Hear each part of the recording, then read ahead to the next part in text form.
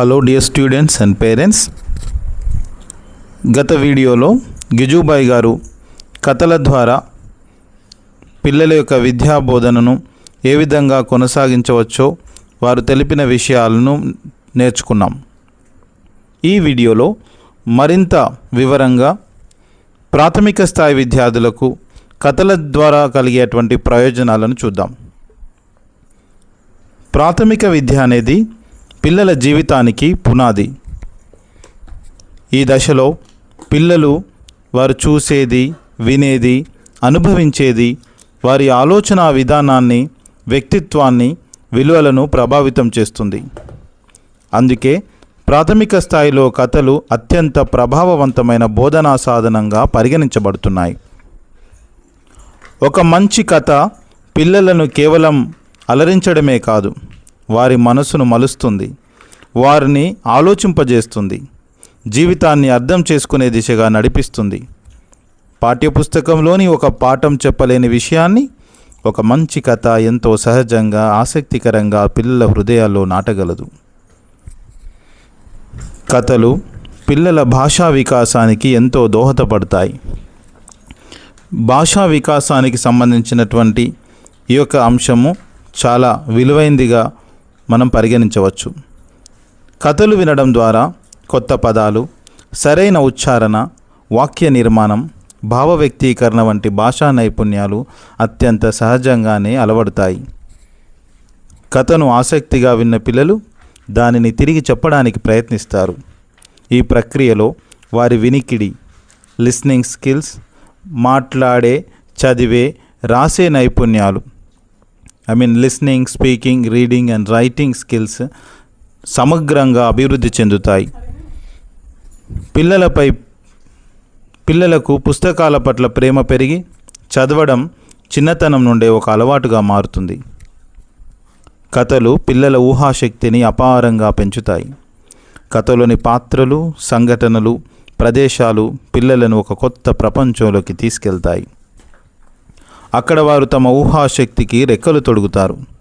ఈ ఊహాశక్తే భవిష్యత్తులో సృజనాత్మక ఆలోచనలకు, కొత్త ఆవిష్కరణలకు, సమస్యలను వినూత్నంగా పరిష్కరించే సామర్థ్యానికి పునాది అవుతుంది. కథలు పిల్లలను ప్రశ్నలు అడిగేలా, కారణాలు వెతికేలా, విశ్లేషించేలా ప్రేరేపిస్తాయి. మంచి కథలు పిల్లల్లో నైతిక విలువలను పెంపొందిస్తాయి. నిజాయితీ, క్రమశిక్షణ, దయ, కరుణ, సహనం, సహకారం, బాధ్యత, కృతజ్ఞత వంటి విలువలు కథల ద్వారా సహజంగా వారి మనసులో స్థిరపడతాయి. బోధన రూపంలో చెప్పిన నీతి కంటే చాలా ముఖ్యమైన అంశం పేరెంట్స్, టీచర్స్ అందరూ గమనించవలసింది. నీతిని బోధన రూపంలో మనం తెలియజేసిన దానికంటే కూడా కథలోని పాత్రల ప్రవర్తన ద్వారా నేర్చుకున్న విలువలు జీవితాంతం గుర్తుండిపోతాయని మనం గుర్తుంచుకోవాలి. అందుకే నీతిని చెప్పకండి, నీతిని చూపించే కథ చెప్పండి అనే భావనకు ఎంతో ప్రాధాన్యం ఉంది. మరొకసారి, అందుకే నీతి చెప్పకండి, నీతిని చూపించే కథ చెప్పండి అనే భావనకు ఎంతో ప్రాధాన్యం ఉంది. కథలు పిల్లల భావోద్వేగ వికాసానికి ఎంతో ఉపయోగపడతాయి. కథల్లోని పాత్రల ఆనందం, బాధ, విజయం, అపజయం వంటి అనుభవాలను పిల్లలు తమవిగా భావిస్తారు. దీనివల్ల ఇతరుల భావాలను అర్థం చేసుకునే సానుభూతి, మానవత్వము, సహానుభూతి పెరుగుతాయి. తమ భావాలను వ్యక్తపరచడం, ఇతరులను గౌరవించడం, మంచి సంబంధాలను ఏర్పరచుకోవడం వంటి సామాజిక నైపుణ్యాలు కూడా అభివృద్ధి చెందుతాయి. అంతేకాకుండా కథలు పిల్లల్లో ఏకాగ్రతను పెంచుతాయి. కథ పూర్తయ్యే వరకు ఆసక్తిగా వినడం వల్ల దృష్టిని ఒక విషయంపై కేంద్రీకరించే అలవాటు ఏర్పడుతుంది. కథలోని సంఘటనలను గుర్తుంచుకోవడం ద్వారా జ్ఞాపక శక్తి పెరుగుతుంది.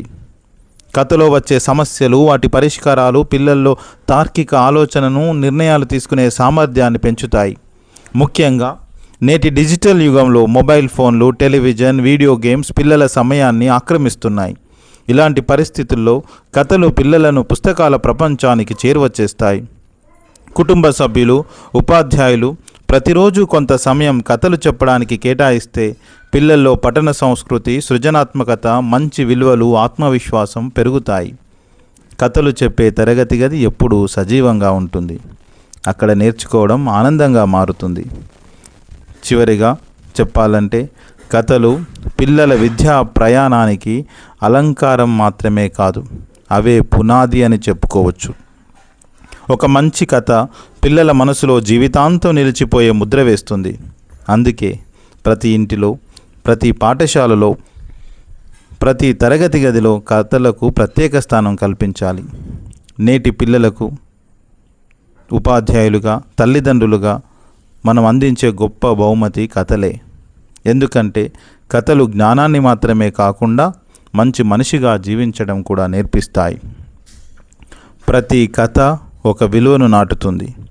ప్రతి విలువ ఒక వ్యక్తిత్వాన్ని నిర్మిస్తుంది. లీడ్ లైబ్రరీ నుండి మీ కాసుల రవికుమార్. ధన్యవాదాలు.